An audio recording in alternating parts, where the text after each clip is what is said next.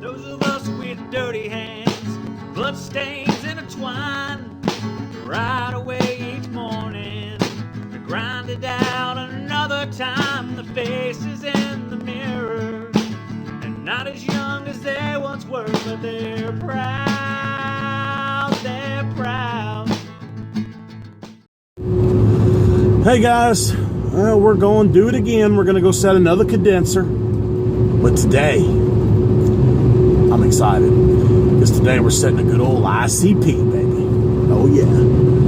What we're doing is this particular job, the man had two other companies come out, and they both told him, no, you can't leave the air handler and go to 410A because it's not compatible. And, you know, you got to change the inside and outside. Basically what happened is his compressor blew its terminal, so he has no gas in the system.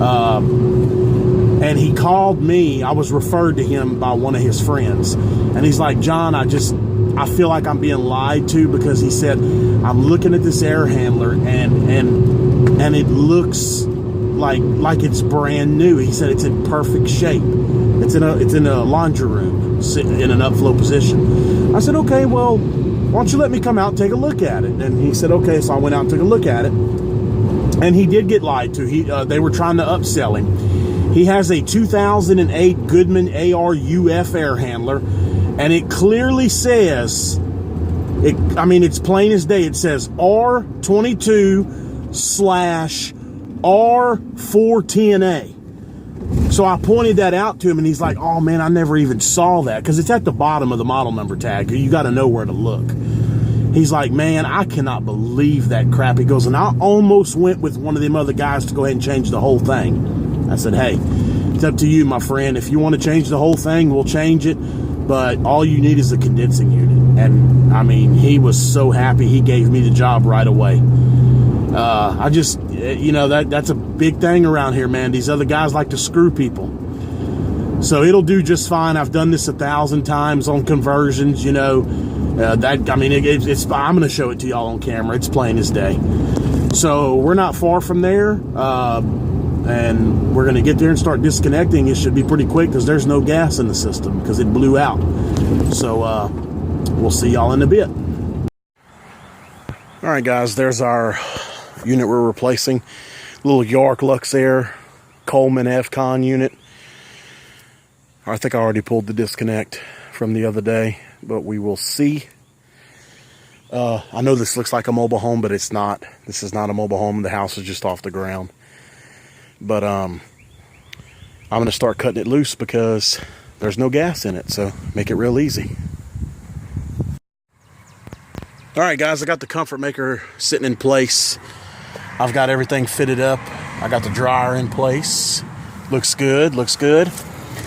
And I got my torch and then my little swager because it's a 7/8 valve with a 3/4 line set, but with 3 tons, you're fine with 3/4, so I make my own reducers. And you can see how nice and tight it works. It works really well. But anyway, it takes a lot of junk. There's my tool bag. It takes a lot of junk just to do such a simple little job. But anyway, I got to get the nitrogen, start flowing it, and I'm going to braze it up, and then we'll start the vacuum. All right, guys, all the brazing is done. Very nice. Now all we got to do is go inside and change the piston because it's a Goodman air handler, and I'm going to show y'all the model number and show y'all that it is made for 410A. And then we can start vacuum.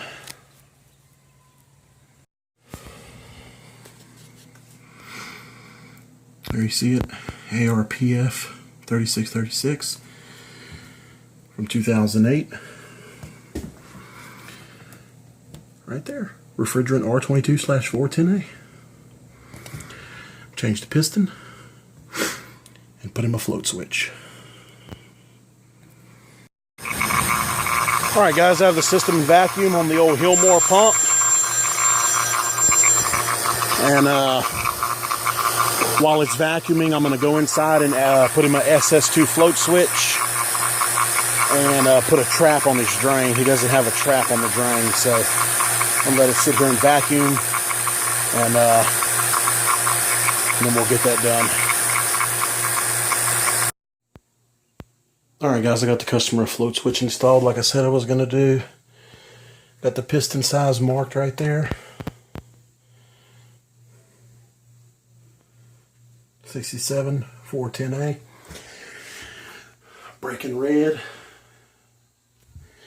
And the customer also told me that the fan was running non-stop, and it was due to bad blower board.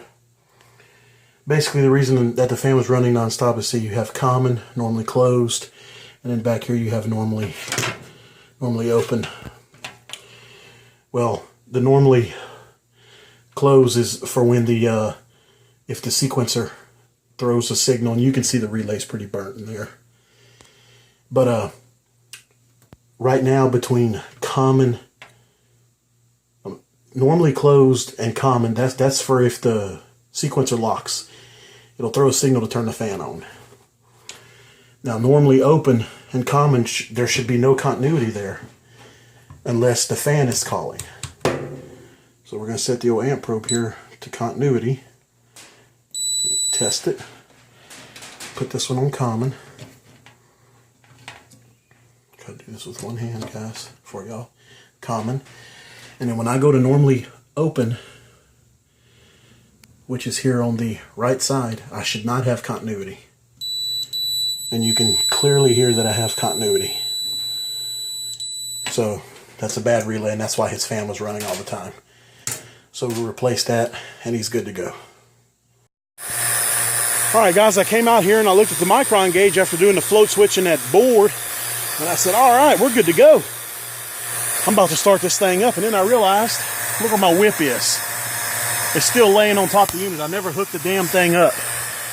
So it might run a little bit better if I hook that whip up. So I'm going to do that. Alright guys, it'll work a little bit better now that the whip is hooked up. I got the C connect hooked up. That's C as in cowboy. The cowboy connect is hooked up. Pop the disconnect in, and the Comfortmaker is going to run. I hate these damn disconnects. These right here with this, a pain in the ass to get into.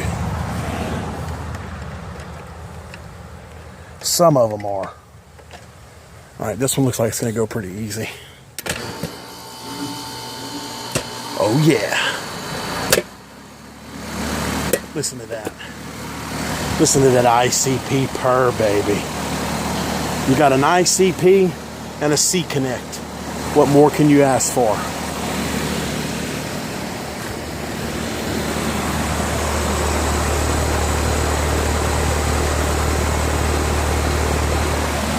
Oh yeah. Nice and quiet.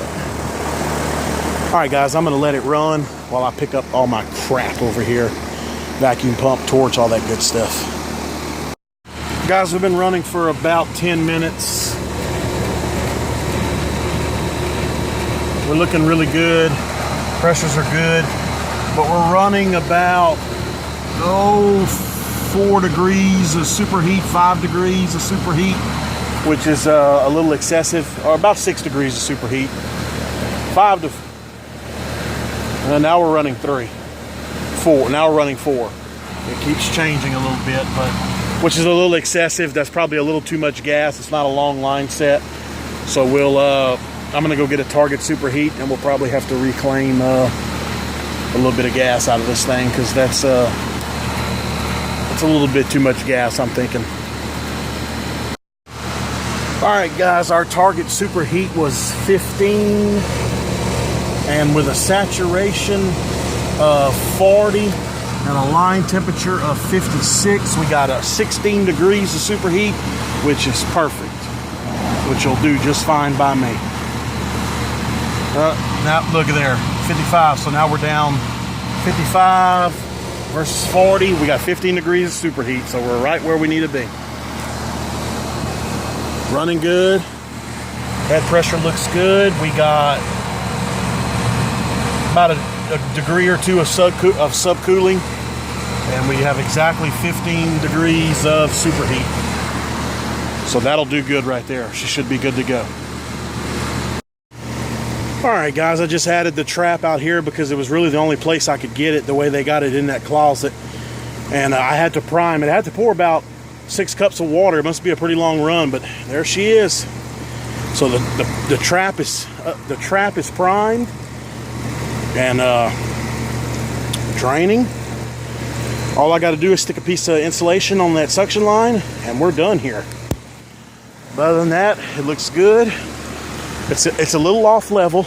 The customer's concrete pad is leaning. I went and got him, asked him if he had a shovel. He said he would take care of it, but it's not leaning too bad, but he's going to take care of it. All right, guys, that'll do it for this one. Thank y'all for watching, and we'll see you on the next one.